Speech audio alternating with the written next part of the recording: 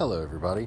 What you are about to hear is a live stream that I did using the new audio only feature on Periscope. And I'm really curious what you think about it. I'm including it on the podcast as a bonus episode because I think this might be a really cool way to do a question and answer kind of podcast at some point. Or, I don't know, maybe just some more extemporaneous stuff. I've been trying stuff out and, this just seemed like an interesting thing to do. So if you are interested, please let me know what you think in this format. It was really fun getting to talk to some people live while doing the show, and I had a lot of fun with it. So definitely let me know what you have to think.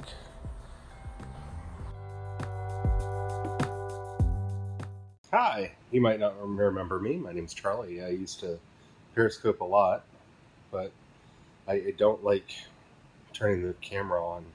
It's not one of my favorite things to do, and it's not something that I'm really big on right now. So when they announced the new streaming thing, the audio streaming, I thought, hey, why not give that a try? Because maybe that would be fun. Because, I don't know, sounds like fun. I'm probably going to make this thing part of today's podcast episode.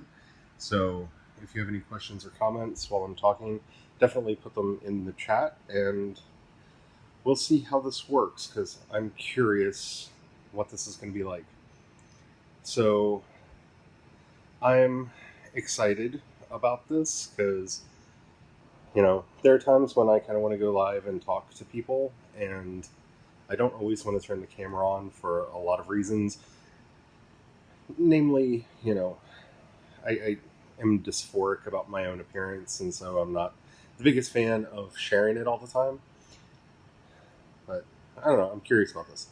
So what I actually wanted to talk about, kind of get out there, is I'm working on my prep for my newest novel, which is going to be called Sanctify My Sins. And I've been giving a lot of thought over the last couple days to trying to figure out what does that word mean to me? What does that word sin mean to me? And, having been raised Baptist and then I converted to Catholic and then I'm the thing that I am now, that is a loaded question. And it's really a loaded question because I want the answer that appears in the story to be as open as possible for as many of the readers as possible. So, hello, is that Miki? Looks like Miki, Mikey. Hello. And trying to find a kind of universal idea of what that means is really difficult because, when working on kind of a high fantasy story, there are some obvious tropes that I could go for in telling this kind of a story, and I don't really want to do any of them. And it's not, out of some misguided desire to be original or anything. It's more that, they just don't interest me. They don't seem like something that I would actually want to do. They wouldn't hold my interest long enough to actually make it through the process of actually writing a book. Because writing a book is a process, and I've kind of talked about that on the podcast before. If you're curious about any of that, head over to projectshadow.com and you get a link to my podcast and all the stuff that I was talking about there.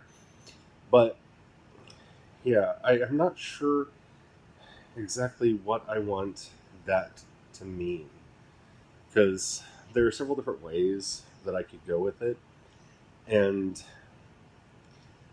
I don't necessarily want to go completely philosophical or metaphorical, and I really don't want to get hyper dogmatic or religious about it, because that's not the point of these stories. Crucify My Love is already being confused by some people as a religious story, and it isn't. It's a fantasy story that deals with the concept of compassion from a very real point of view. And Sanctify My Sins is a story that if I can pull it off, should be a story about forgiveness and redemption. Because those are all concepts that I think would be really interesting to play with. So the big question in all of this is, what does it mean to sin, and what does it mean to have those sins sanctified? Because sometimes the people that are harmed are no longer around. Hello there, what's that, Perp Gang? Welcome to the chat. Yeah, I'm really not sure how that should work. So, this is done in Periscope. This is the new Periscope audio streaming. I thought I would play with it today and see what it's like, because they just released it. It's, unfortunately for some, only available in the iOS app at the moment. Yeah, it's kind of nifty. I'm not exactly sure how I'll want to use it, but I thought the idea of being able to do just an audio stream would be kind of cool, because one of the things that I've often found annoying when doing Periscope was I'd spend a lot of time looking at the chat and talking to the chat, and so the video looked strange because it was always me looking down. And I think a lot of streams look like that, especially the streams that I find interesting. And honestly, it's about the voice and the story that's being told. And this really streamlines it down to just the voice and the story that's being told. And so I'm really curious how this actually works out in actual practice.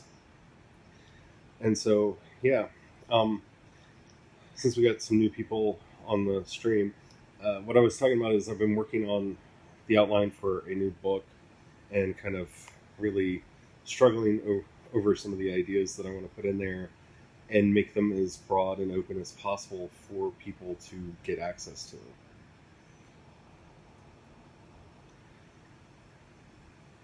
Yeah, okay, so, Perp, I think that's how say your name. The name's really faded on the phone.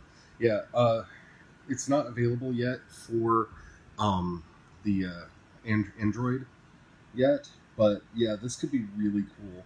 I'm really excited to see how this turns out, how the video turns out, see if I can get some audio out of here and what that audio sounds like. Because I think it would be fun, especially when I have something that I want to talk about or just kind of sit around and chat with people, to load it up and see what happens. Because, I don't know, I think that'd be fun. It would be more fun than just playing around on Facebook Live, which I do sometimes, but usually I'm sitting out on the deck in the dark and you can't see me anyway, so why not just have my voice in the waveform?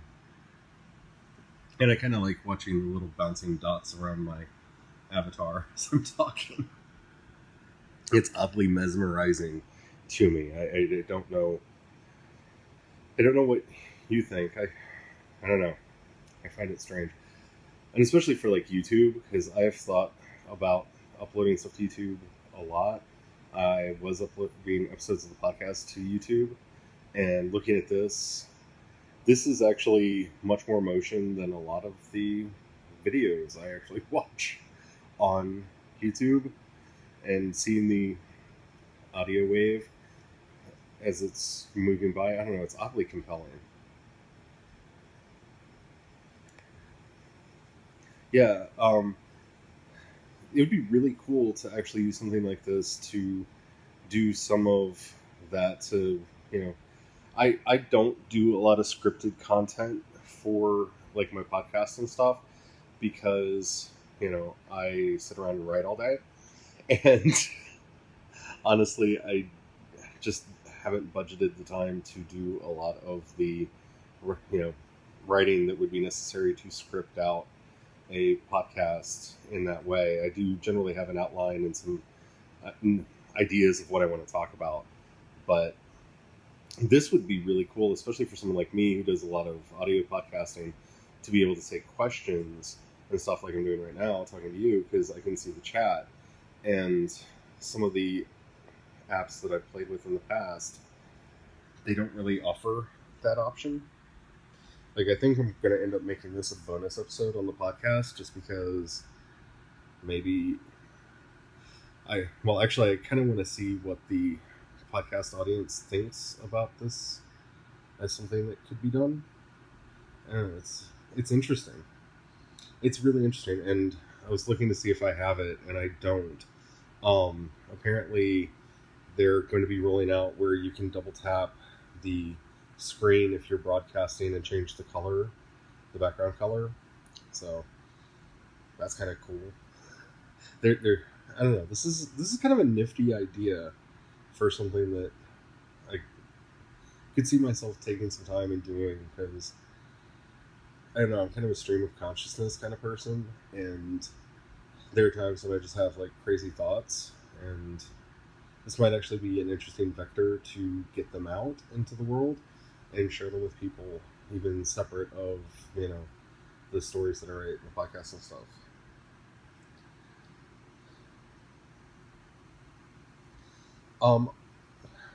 I don't know that if you can link them directly to YouTube.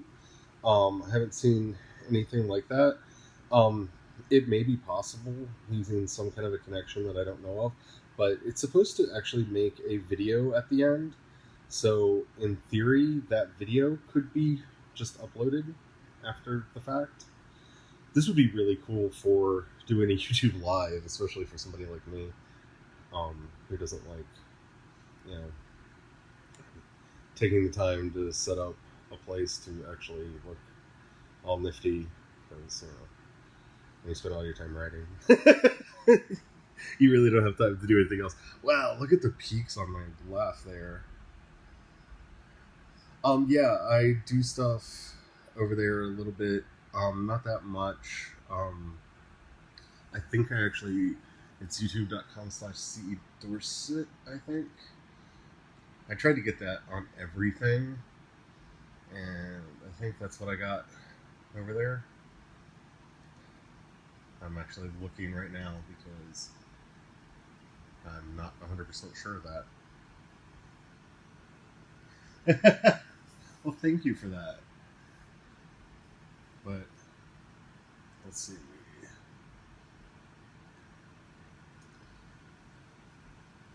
But yeah, it seems like something kind of fun.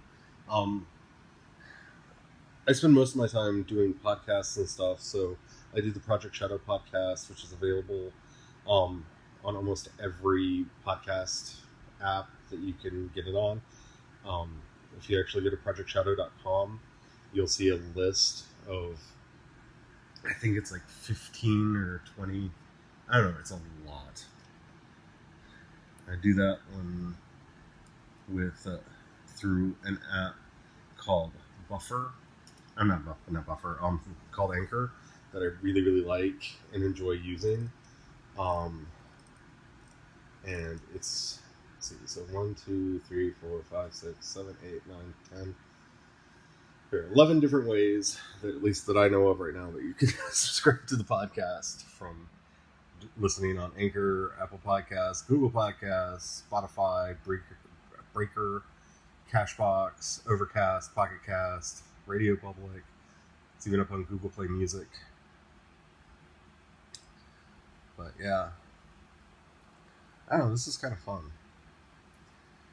And it's just kind of weird because, you know, I was taking a break and I saw the news announcement that they were doing this, and thought I would play it out.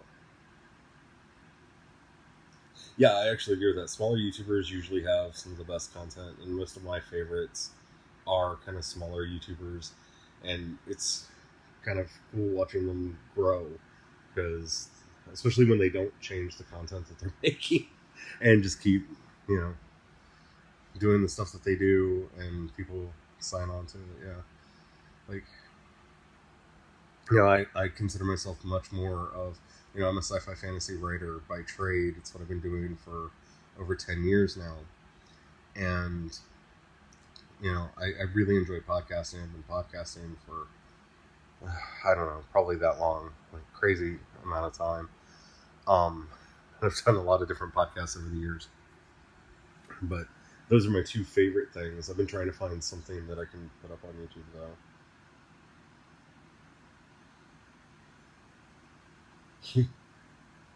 Yeah, that's true. If React channels didn't exist, small YouTubers would be able to grow much faster, way faster. Yeah, I'm not a big fan of a lot of, you know, React channels. You know, the channels that I tend to like are either people that are really geeking out on whatever topic they're really, really interested in. Like, I love Step Back History. That's one of my favorite channels right now. I watch a lot of that. Which I enjoy for several different reasons, because if you hear something in the background, I'm pouring tea. Because I have a cinnamon chai that has been steeping and is now ready. Um, yeah. Um, I really like watching them because I'm kind of a history buff, and it's rare, especially for a history YouTuber, to teach me something. And I really like Tristan's work because he does actually teach me stuff that I didn't know, and that's really cool. So, are you a YouTuber,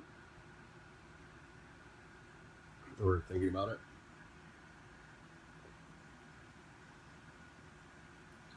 Yeah, rebranding it can be a thing. Yeah, rebranding.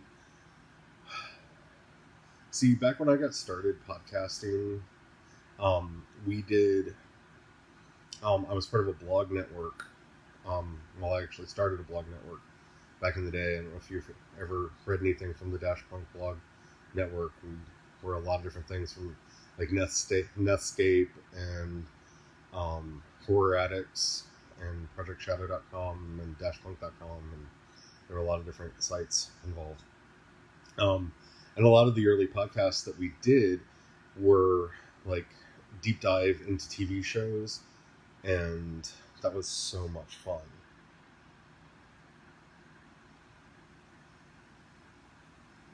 That's awesome. You started last year. You got 54 subs and almost 200 videos. Yeah, getting subscriptions is not easy. Um, Reaching out to people can be really hard.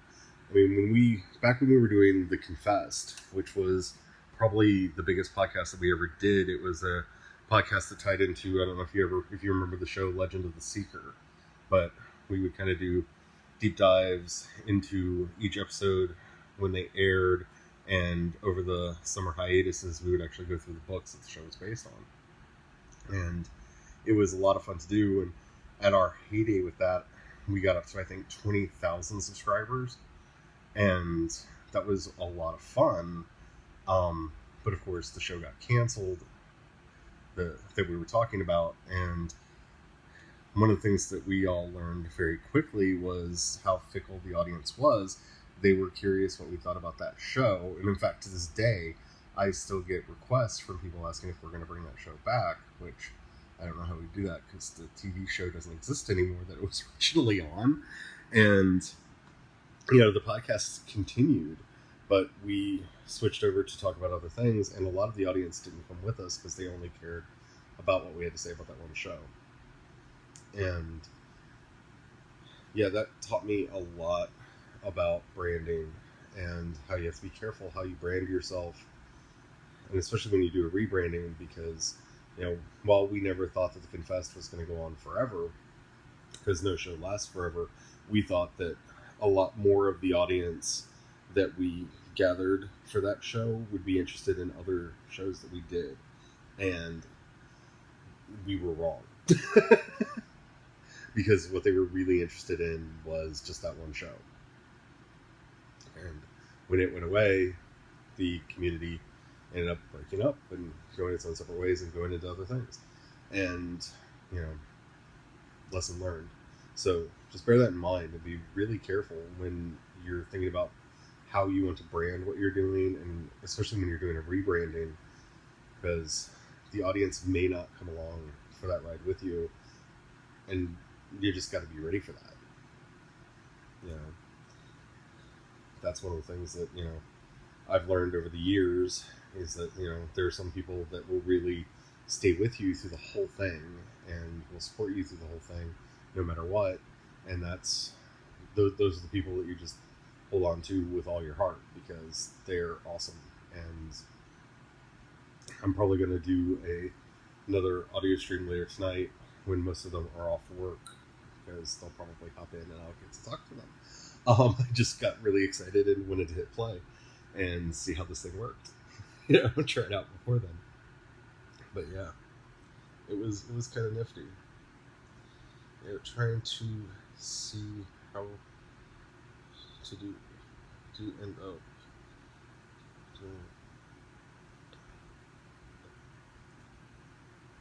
Yeah, I know that one. Yeah, it can be really hard doing any of this stuff by yourself. I work, like I said, a lot on my own.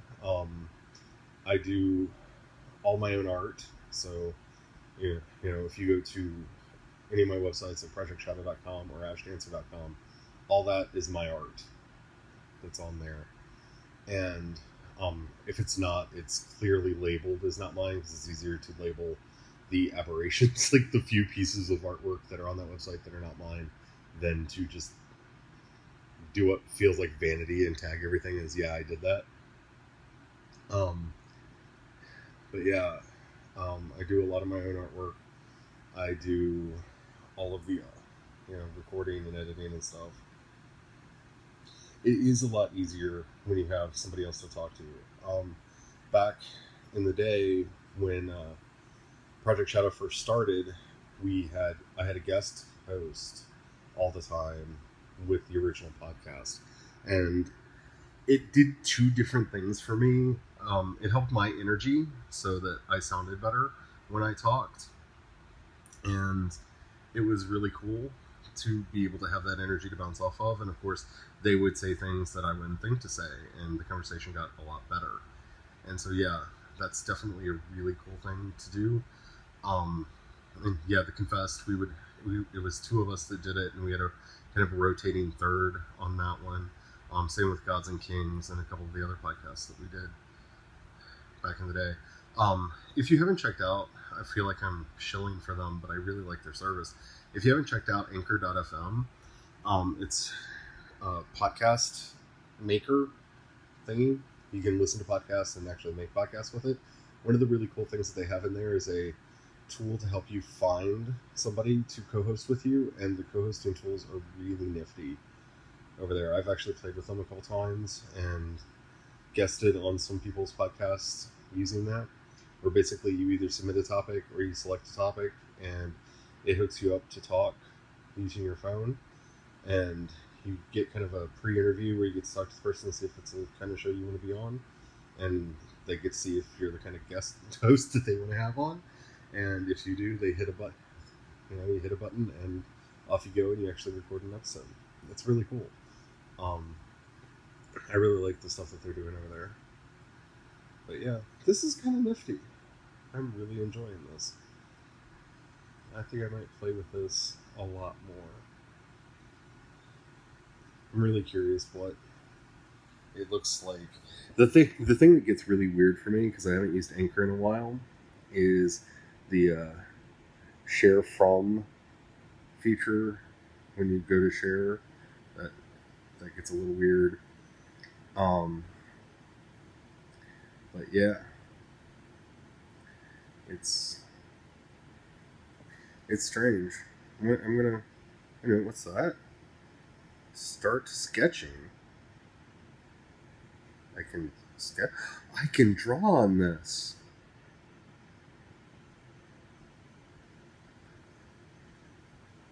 That's crazy. That's just weird. Okay, I didn't know that was even a thing. Let's get some colors down at the bottom. Okay, that is just strange, so... Oh, that's just bizarre. Well, that's something I didn't know that you could do in here. Might have to play with that.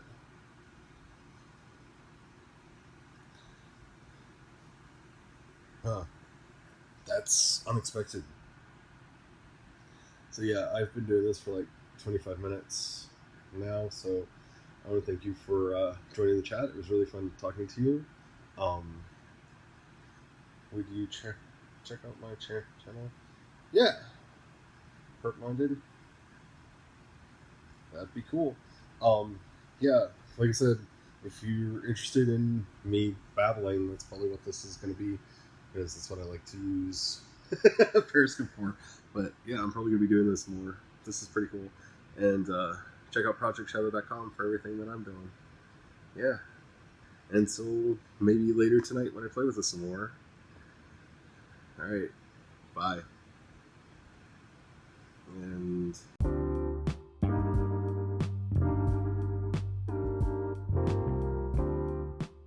So that's it. That's what it sounds like. I'm really curious what you think, because I had a lot of fun recording this and being able to actually talk to people and answer their questions. Whether I include them on future podcast episodes like I did with this one, I don't know. So if you're curious in seeing what I do over there, definitely go follow me on Periscope. I'm CE Dorset over there, and find a link to everything on projectshadow.com. Thank you for your time, and I'm really curious how this all works out, because this is really fun, and I need more fun in my life. Until the next episode, have the fun.